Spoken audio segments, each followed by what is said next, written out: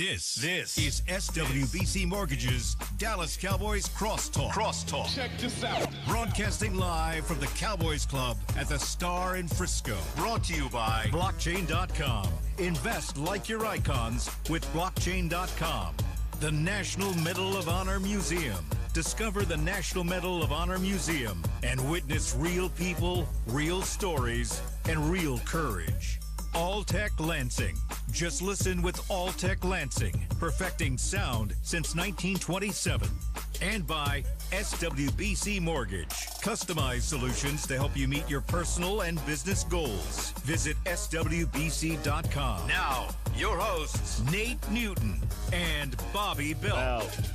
One last time for the 2025 NFL season. Happy Wednesday, everyone. Welcome to Cowboys Crosstalk live on the Dallas Cowboys Radio Network, DallasCowboys.com, and all other associated social media platforms. We are live from the Cowboys Club at the Star in Frisco. I'm Bobby Belt from 105 through the Fan. That's the radio flagship home of the Dallas Cowboys. We've got Tommy Arch from DallasCowboys.com here tonight. We're joined by my 105 through the Fan teammate, Chris Arnold. He's here this evening. And, of course, as always, we've got the three-time Super Bowl champ and six-time Pro Bowler, Nate Newton, who is our Cowboys alumni this evening. And Nate made it clear. You made it clear earlier. He said we're talking football all day. Yeah, okay, football. We're talking about what's going on the football field, and so that's what we're doing tonight. The Cowboys season has come to a close. They finished 7-9-1 on the season after the loss to the Giants to finish things up. It's the overall arc of the Cowboys this season went so many different directions. Like a lot of times I get to the end of the season and I feel like, man, that season went by in a flash. This felt like this season had so many different storylines and different things happen that this felt like a long time. But, you've got the storyline of, Shoddy kind of taking over his first year as a coach, and then, the struggles with the defense, but the offense is high-powered, what Pickens was doing. Then you obviously had the awful incident with Marshawn Nealon, the tragedy that happened there, them kind of rallying outside of that, and after the trade with Quinnen Williams, then sort of the back and forth close to the season. So a lot of different angles here. To you, Nate, when you think back on this 2025 season, what's kind of like the big picture takeaway for you? Something that maybe you take into next year, or just if you were trying to describe to somebody what this season was about, how would you describe it? It was about building for me from day one. Any of y'all that talked to me during training camp, I had no problem with saying, hey, fellas, this is going to be a struggle. I see this player, I see that player, I compare this player, I see this. And I knew it was going to be a struggle. So where we sit is not – it's disappointing as a fan, but this is kind of where I saw us at. We did the Quinnen Williams deal, and that was big for me because now we gave ourselves a building block on defense, somebody that we can build around him and Kenny Clark. Now Osa is so much more effective as a player because he don't have to play 60 snaps at 225 pounds defensive tackle. So, and I meant what I said, 225 pounds. I see growth. I can see where this team, if let the head coach do his thing, I can see this team doing something special next year and gaining ground and footing but by what I saw and understanding what I saw. It's there was a clip that went sort of viral off of Hard Knocks yesterday, which covers the NFC East and does the different areas. And Dak was out at a dinner with the offensive line, and Tyler Booker was talking about, the thing that surprised me the most is, I guess, just how close we all are. Like how close, and like Dak stopped him down and was like, do not take that for granted because not all teams are close. This is not normal. And Dak said something that I think kind of clipped out of context, caught people's attention, where he said, this season, don't let anybody tell you it was a failure. This season was a success. And I think he's just obviously talking about in reference to we're building towards something bigger, and we were able to build the foundation this year. Do you feel like, Nate, that that's at least what was accomplished this year? Outside of record or anything else, do you feel like, hey, the foundation, the tone, the standards, what's expected of you, that was established this year? I really do. I didn't like how some things were handled, but for the most part, Coach Shoddy did a good job. He seemed to be in control of most of the situations that are on and off the field. I like that right there because I think when you look at a team, you got to look at the head coach and what he stands for and what he's trying to put in place. The guys feel good about him. the guys that probably don't even like him respect who he is because he talks to them straight up. He don't change. You know, I saw how he did a couple of press conferences, and I'd be like, man, this dude, he ain't saying the right thing. Don't he know he dealing with the Dallas Cowboy fans? Well, no, he did this the same way, every way the same way. So he was consistent. So now what we need is to have an off season with him at the helm, with a new defensive coordinator at the helm, with him being the coordinator, and whoever else has helped him offensively at the helm, working with guys that are here and working. We don't need this coming year, and you didn't ask me this, we don't need this coming year a bunch of guys not being here. You know, the only way you're going to build on what you had is to be here and be a part of it and go through the ups and downs and get to know who you're playing next to and what he is about and what that situation is. The purpose is to win games, not to deal with people's feelings, not to be somebody's best friend. And I think by him saying, hey, I got your phone number, you got my phone number, call me. Man to man, let's rap.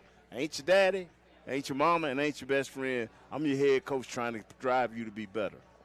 Guys, I'm curious, Tommy, CA, as I kind of pull you all in here as well, you look back at this season, everything that happened here, what's the big takeaway for you? I mean, obviously, I think the big underlining factor for everybody, because there's so many different storylines that happened, but the big takeaway here is the defensive struggles that occurred, and how do you repair that, and can you repair it enough to be a contender next year to match with this offense that's clearly one of the most explosive in the NFL? What were some of y'all's takeaways this year? No, I think the defense for sure takes the headline, just in the sense of it seemed like so many times, more often than not, and even later into the season when you think, okay, as time goes on and as these guys get more playing time next to each other, there's going to be less breakdown in communication. There's going to be less mistakes made. And it just seemed like it was consistent in that aspect all year. And that's kind of baffling, and it makes you think, okay, how is that even possible? A lot of guys have been healthy. They've come back, and they're playing with each other here down the stretch. And we string 3 wins together to start. And then after that, they lose, 4 of their last 5? Mm-hmm. And so where's the disconnect? I think you got your answer with the decision to move on from Matt Eberflus. And now I think the most important portion of this offseason is going to be, who do they go with at defensive coordinator, and what do they want their personnel to look like? Because they are so far away, I think, personnel-wise on defense from being a top-caliber defense in the NFL. That being said, I don't think they need a top 10 unit on defense to get into the playoffs and maybe contend for a Super Bowl.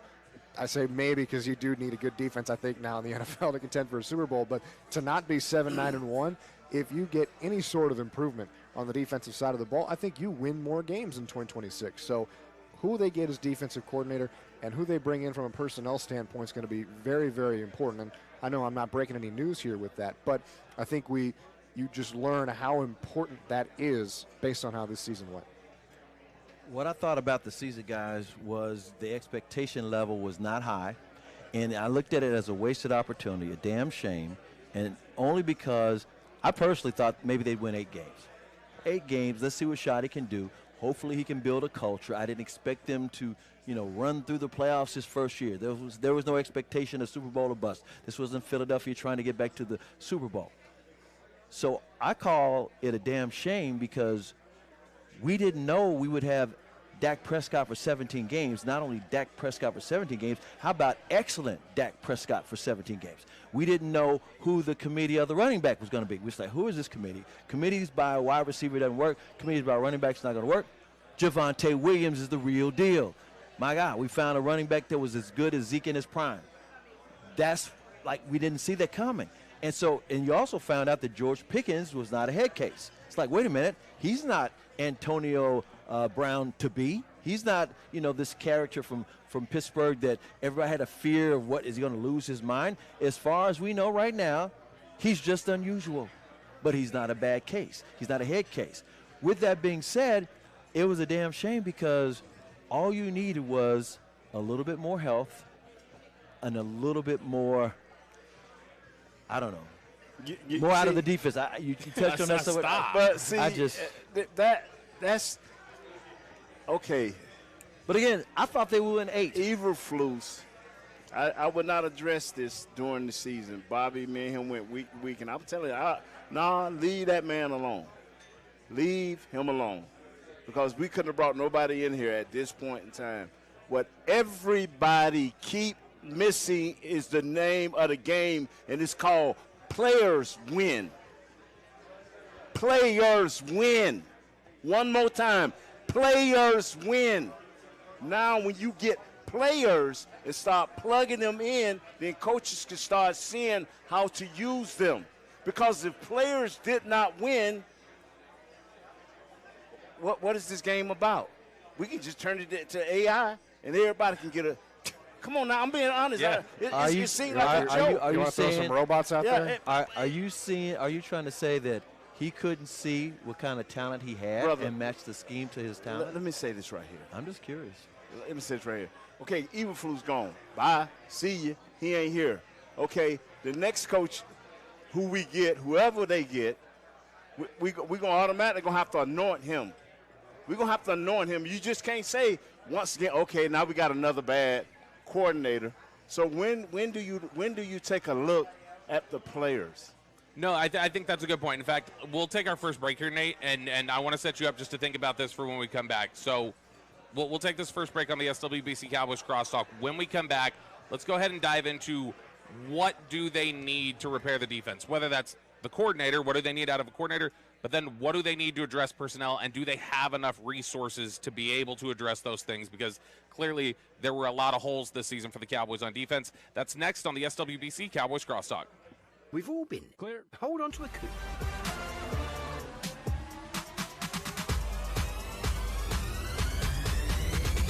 Go Cowboys!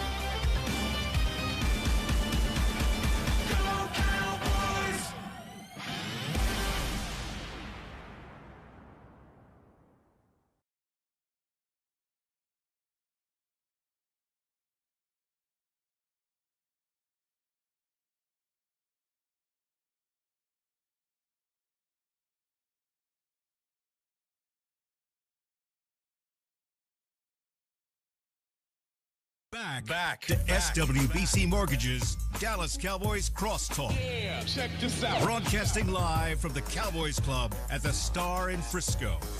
At SWBC, customized solutions for individuals and businesses are just a click away. Visit SWBC.com to learn more and start your next adventure. We are live from the Cowboys Club at the Star in Frisco for the SWBC Cowboys Crosstalk, coming to you on the Dallas Cowboys Radio Network, DallasCowboys.com, and all other associated social media platforms. I'm Bobby Belt from 105 Through the Fan. That's the radio flagship home of your Dallas Cowboys. We've got DallasCowboys.com's Tommy Yards with us tonight. Yes. We've got Chris Arnold from 105 Through the Fan, and our Cowboys legend this evening.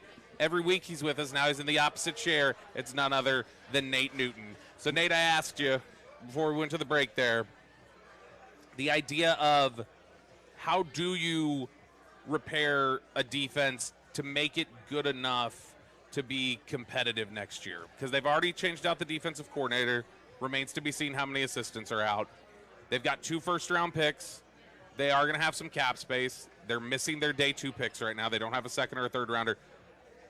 How do they cobble together potentially enough resources to address the things they need while also coupling a new coordinator here? You do business different. You go into free agency and you fix things. I mean, not a week or 2 later. You go in there and you find some dogs and you sign them. You take care of the draft.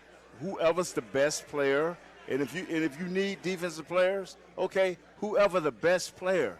We act like that we have players.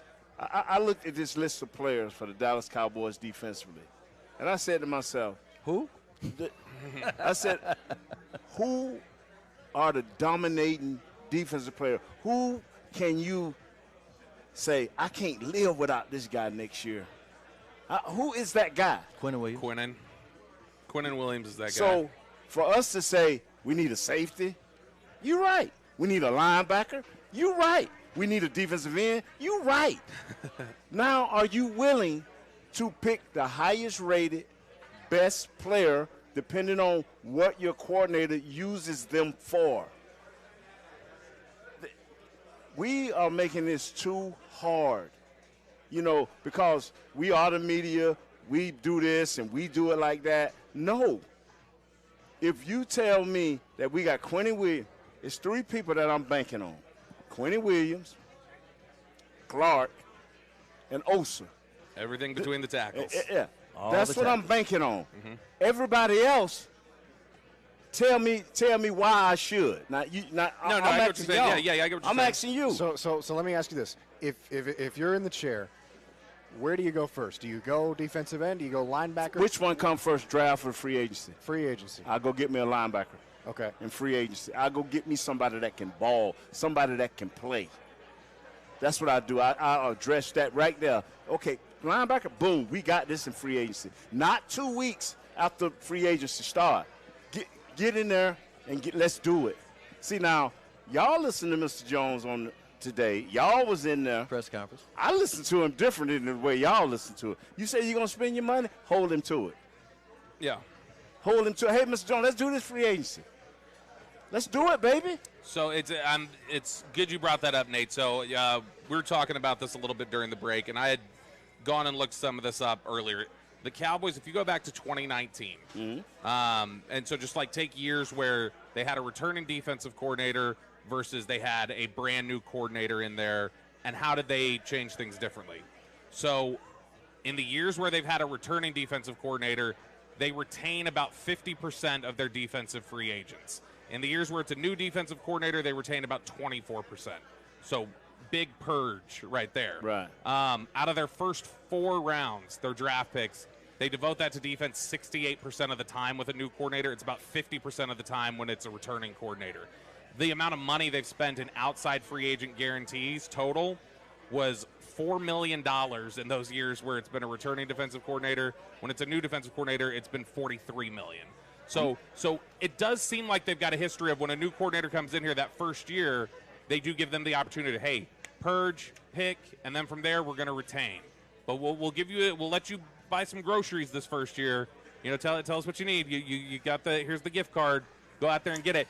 How much do they need though is the thing. That's what I'm getting at is how much work, because here's the thing about the draft. Yes, you have 2 first-round picks, right? Do you feel like you move back with that second one and try and get a day 2 pick or 2 day 2 picks just so, hear me out, just so you can have more talented players that you can throw at your defense? And or is that a decision that you say, okay, what can we get in free agency, and then we go from there? Because if you get enough in free agency and you feel good, would you feel good enough to pick both of those first-round picks? I'm on the same page with Nate. You got to go grocery shopping in free agency for real. You can't do the second week. You got to get guys that you know can hit the ground running. Draft and develop means one thing. They draft, but how quickly will they develop? So when you play chess with draft picks, you already need to know what you already have in place. What messed them up this offseason is they didn't have Micah Parsons locked in. In other words, they played the delay game with him, and it burned them because they wound up trading him on the day of the first day of the season, or the first week of the season. With that being said, had they traded Micah, if that was their intention in April, you could have done better in the draft. Had you traded Micah or kept him signed in, you would have been able to know in March and in April what you were planning on doing, and therefore you might have had a better defense. And I'm going to give you one example of how this works, because based on your chart that you gave out. Who was the coordinator before Dan Quinn? Mike Nolan, right? Mm-hmm. Horrible. They didn't get nothing done. They were terrible. In fact, those 3 years, not just Nolan, but the coordinator before him, they could not create takeaways. They say, oh, there's a stat that says interceptions is so, random, you can't do it.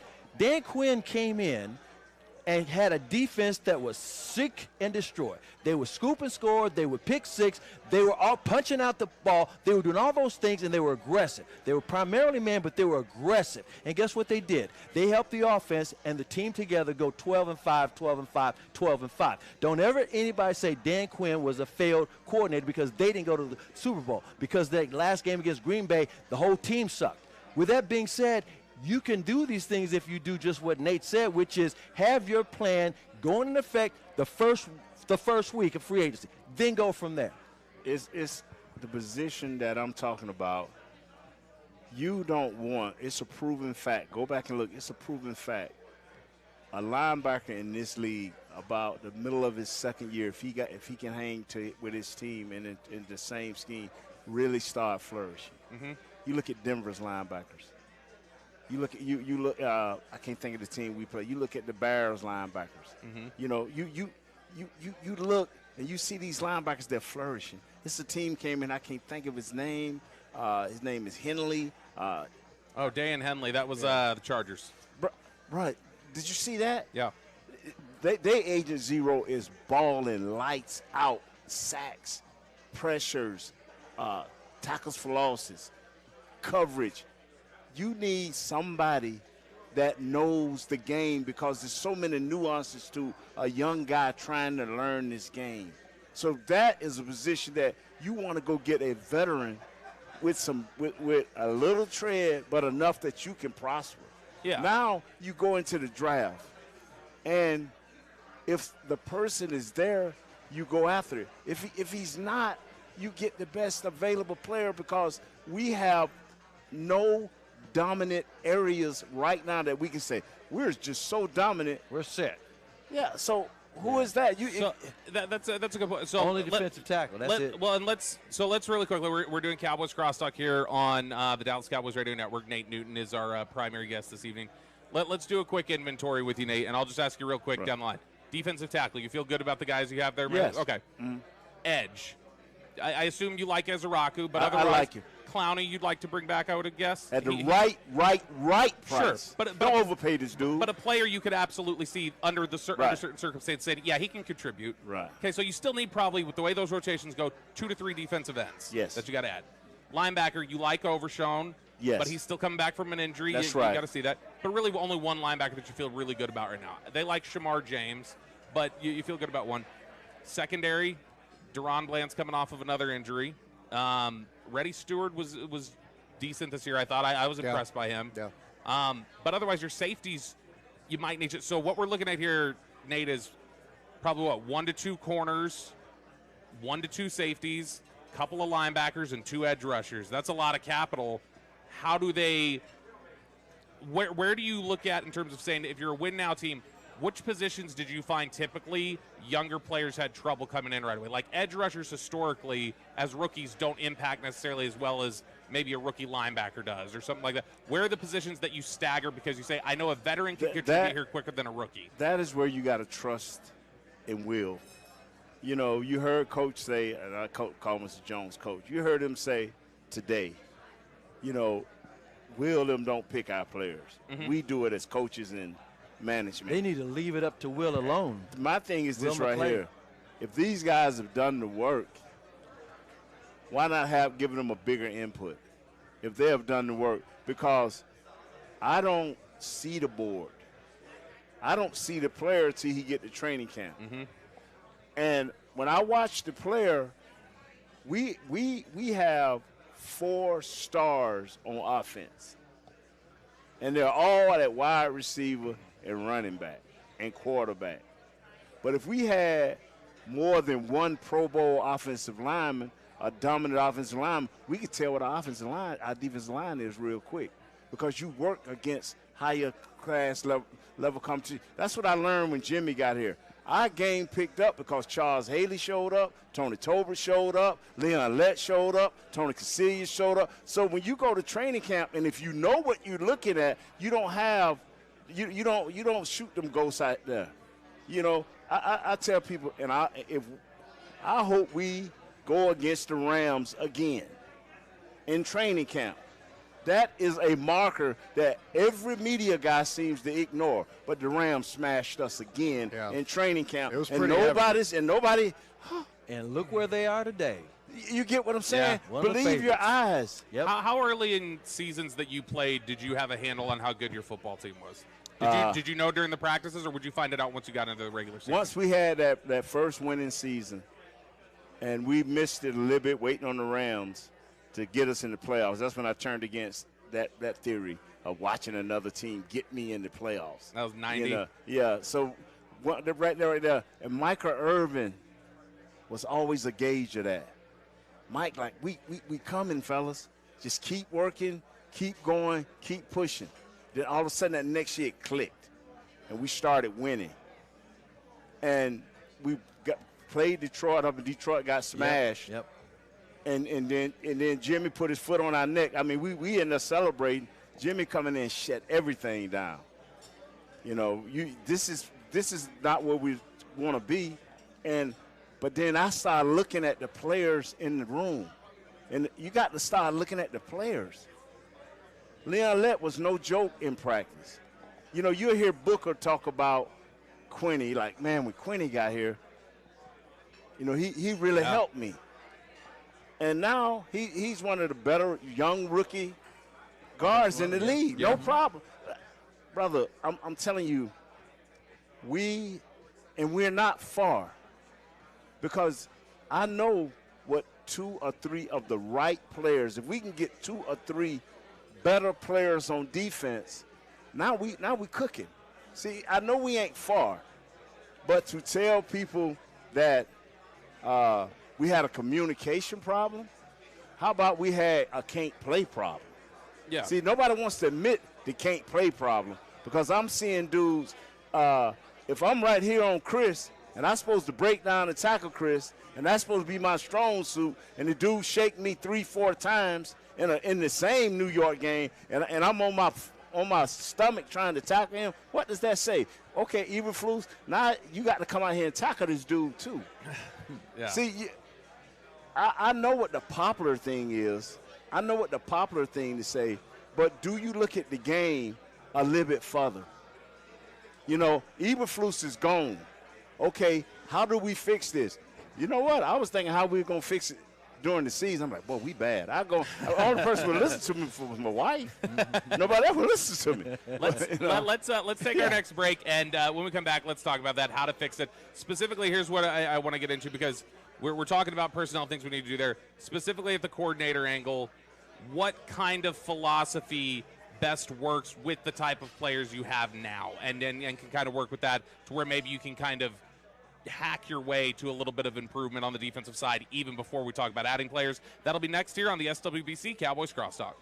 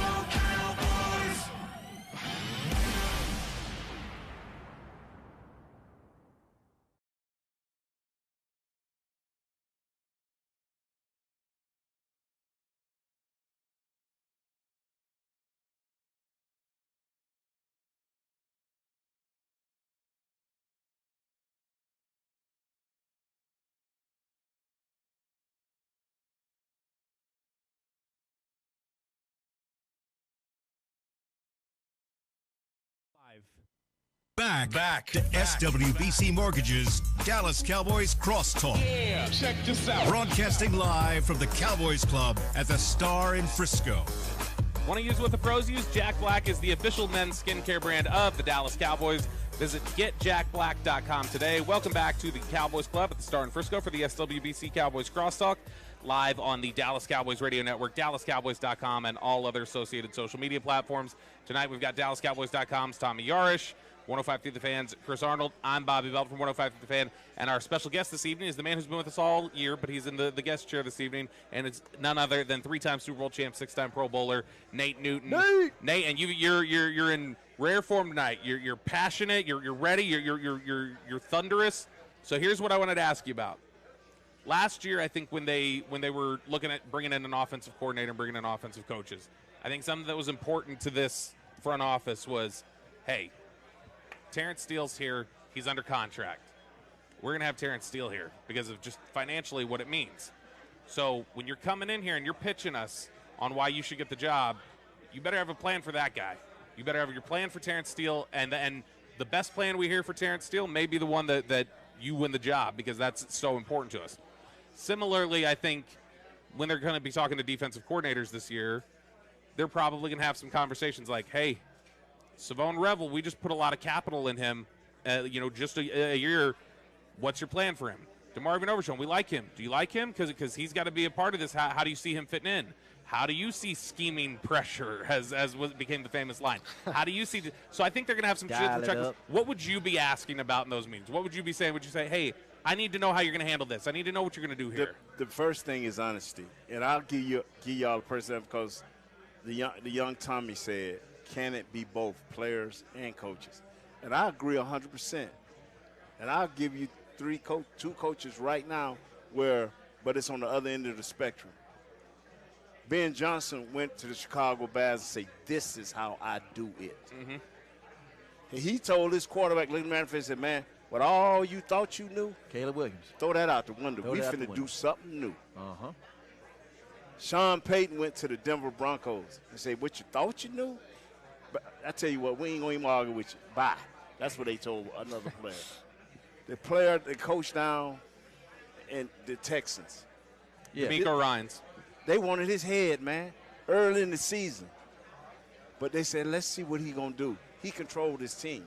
So it can be both things, a lack of good coaching, but you got to understand it could be a lack of good players too. And I agree with you. I think it was both. Yeah. So what I'm saying is this right here. When you're asking a coach, especially a coach that knows what he's looking at and maybe not need your job, and saying, the kids you name, they may be like, no, coach, I don't see what you see. No, coach, no, I don't see what you see. See, we think, us, fans, media, star, helmet, superstar, that don't make you a superstar. What makes you a superstar is going out on the field, playing, and making plays. Same with coaches.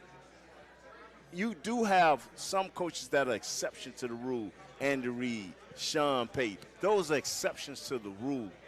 Because we saw quickly what happened to Belichick with no Brady. That's a player. Remember that now. Mm-hmm. So when you are talking to a guy, we love Overshown. We love Reddy Stewart. We love this guy. That coach saying, but coach, that dude ain't what you think he is. So now he loses the job, and you loses a good coordinator because he may see it a different way. Well, that ain't how it should work. The bottom line is if you go out and you interview people, everybody's going to have – if I look at enough film on Chris, on Tommy, and on you, I say, okay, he can do this and he can do that. Now, he can't do what Tommy think he could do. My tape's not good, yeah. Nate. Yeah, but I'm just saying. Worse. but you get what I'm saying, right? Yeah. So it comes to a point where you got to evaluate what you got, not against what you got, unless you are elite. We're not elite. Do you think that the next coordinator, and Jerry got asked about this today, they've gone 5 coordinators in a row who have previous head coaching experience. Do you think the next coordinator has to be a previous head coach, or would you just say, no, go find me the guy who's up and coming, go find me the bright Ben Johnson version of defense? Like, what would you be looking for? I'll be looking for a guy that can communicate with his players. One thing that I heard Shotty say, and I buy into this because I was one of those players, is a guy that whatever it takes to get him to learn it, to learn the defense, whatever it takes. But also, that player got to be willing, like, man, we may be breaking some NFL rules, but you got to stay a little – no, serious. You got to stay a little later to understand what we're trying to do. It's 3 ways of learning, man. Some people can hypothetically, Dave. You're not saying that actually has gone on here in this building. No. Some guys can see. Stepnoski could see. Yeah. And he learned, like, I got it. He had to write nothing down. Big E was a writer, you know. He'll write it down, and he'll have it down. Me, I had to see. I had to write it down the best I could, and I had to go do it. Yeah. I think there was – I'm trying to remember – You see what I'm saying? Yeah, I'm trying to remember who that was that had that there was somebody, it was Dak or Dak challenging somebody. I remember there's a story from ESPN of him, like, somebody being challenged about, like, open your notebook, let me see your notebook. And then there was, like, nothing in there. But it's like they're visual learners, like you're talking about. Like, that's the thing where some people learn it more with the note-taking. Travis Frederick talked about that. Travis Frederick said, like, I was not a big film guy, actually. He's like, I found that film at times would cause me to overanalyze. Yeah, he's like, I would overthink, and I would start saying, oh, okay, they're going to throw this at me, and then guys would throw counter moves at me that's like, because I overthought it. He's like, I found that it was best sometimes to just worry about me and how I play and my technique and what I do. And so obviously there are just different ways to do that. Was that probably, when we talk about, hey, the players got to play, would you say that may have been the biggest failure then of this defensive coaching staff? Yeah. What was being able to figure out how do I connect with them to get them to understand it? And the bottom line is, understand this right here, fellas. You got to connect to the players. But when you come in the building, you got to have authority. That authority comes from the top. You got to have authority. Hey, son. Outside the hash, 10 on this situation, 12 yards off the ball. That's where we start. If you want to go a little bit further back, it's okay with me. Not when that ball snapped, you 9 yards up. No. It's no options when you're trying to get the basic foundation of an offense or a defense. Coach Johnson used to always tell me, and even Coach Landry would tell his players, his veteran guys, once you understand where to be and what to do, then we will start catering to your talents. But we have to get a base defense first. You got to start somewhere. Now, they said today in the press conference that, you know, we want a guy that, okay, we don't care about the 4-3, we don't care about the 3-4, we don't da-da-da. Well, Philadelphia's a 3-4, but they never line up in it but maybe 10% of the time. Yeah. You know, Denver's a 3-4, they may line up in it maybe 35% of the time. So, yeah, you would think they're a 4-man front the way they get after you. So I tell people like this right here. Once you learn the basic defense, and you don't have so many times to practice. We're going to have a bunch of new guys. If they don't practice OTAs, if they don't practice mini camps, and they don't practice the preseason, when do they get the reps to even play the basic defense or offense? Yeah. Right.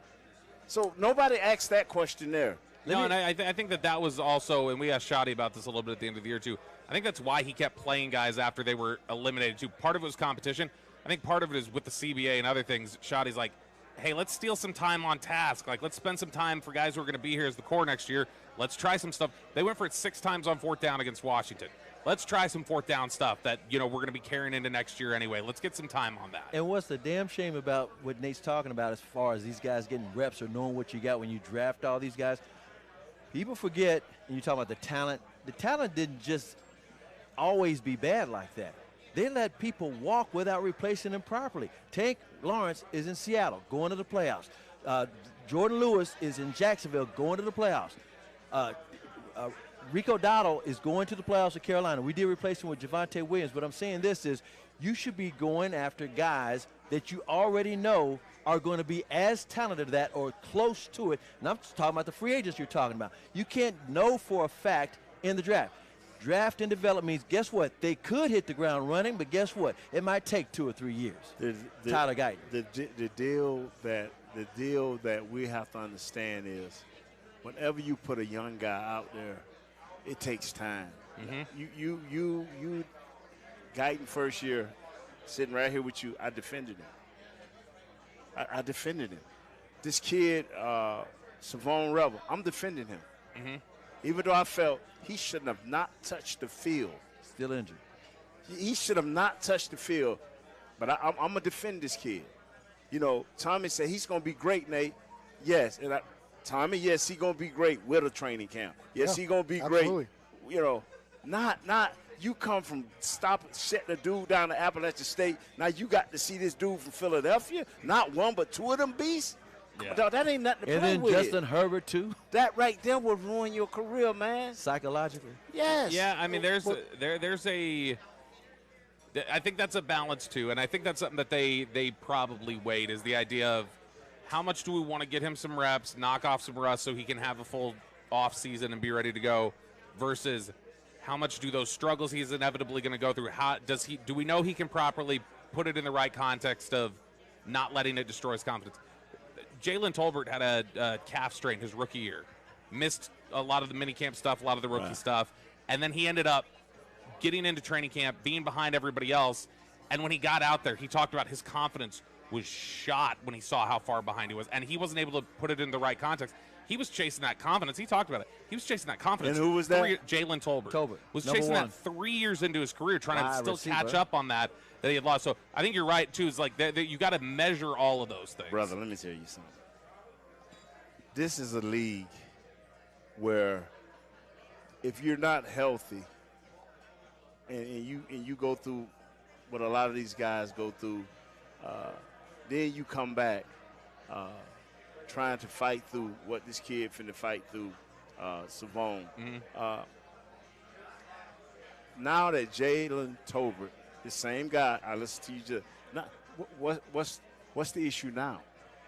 Oh, right. No, like I think it's that's the whole discussion is that did that set him off track to where he's always playing catch up with his confidence again? And it never got to the same point. We'll pick this up on the other side. We're going to talk about this off air, too. Yeah, no, we got you, Nate. We're going to keep going. That is Nate Newton. He is our special guest this evening. We've got Chris Arnold, Tommy Arshon, Bobby Bell. I need to be listening off air. This is the SWBC Cowboys Crosstalk. When we come back, as we wrap things up, we'll see how much more Nate's carrying over from the break that he wants to talk about. Yeah. And we'll do that next on the SWBC Cowboys Crosstalk. Come on, man.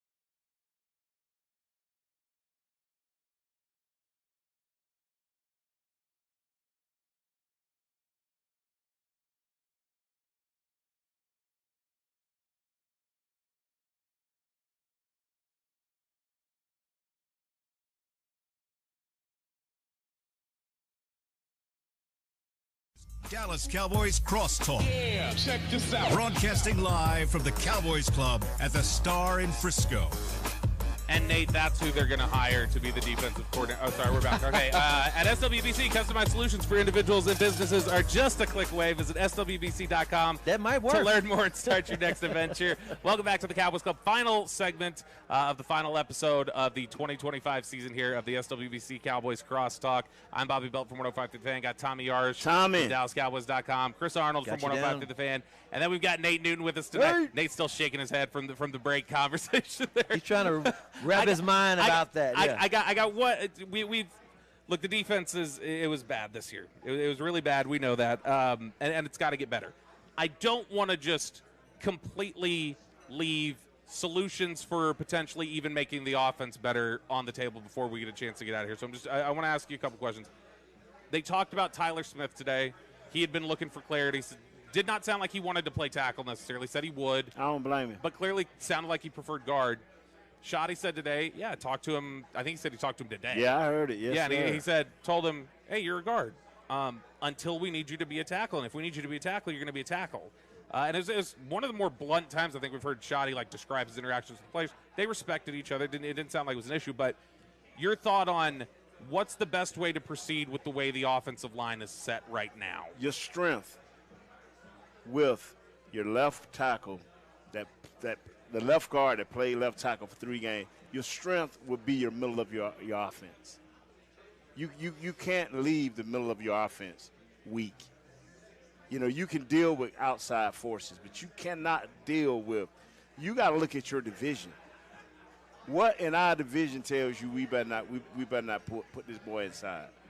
We got to do that.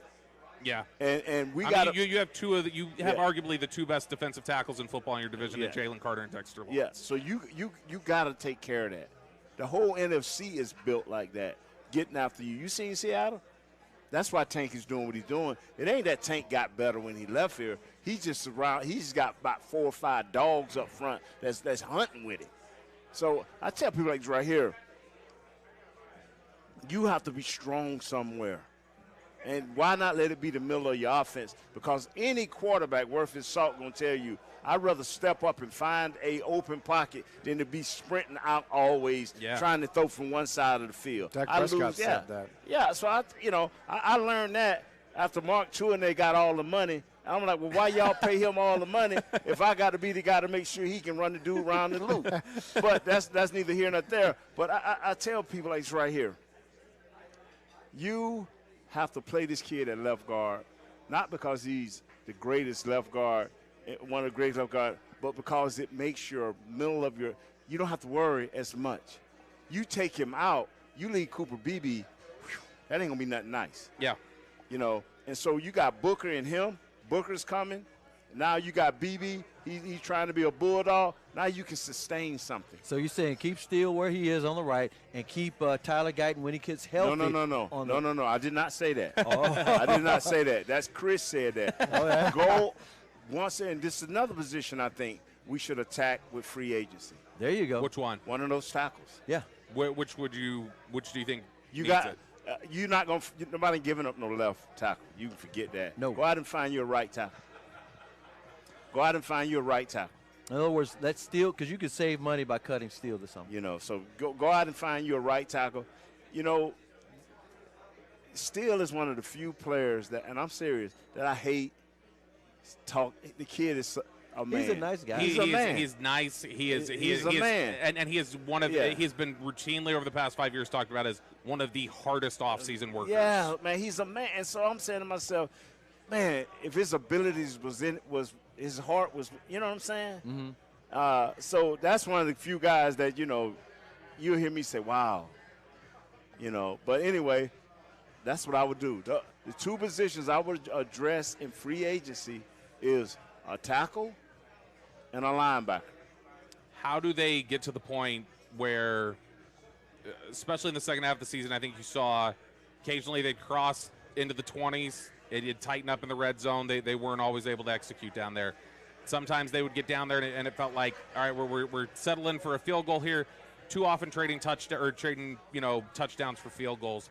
How do they go about maximizing things? I know Clayton Adams talked last week, I think, about the thing he was most excited about drilling down on was how do I maximize Pickens and Lamb to be two, like, maximum capability and ability type of receivers. How do they get better at converting those to touchdowns more often this offseason? What is his name? Brevin Spanford? Mm-hmm. Yeah, the tight end. How about using? Yeah. He played. He continued to progress throughout the season. Package, How about using? The dude, is 16 feet tall and 500 pounds and got good hands? Big hands. Use him. Yeah. He's a beast. Use him. He caught a touchdown a couple of games ago. The thing that makes me laugh is we have some players, I think, on the squad, but they're not being used. And I tell you what, Coach Schotte's sitting right in this place where we're at today. You know what, Coach? When you get down there and it's 5 or 6 inches, run the ball. Run the ball, man.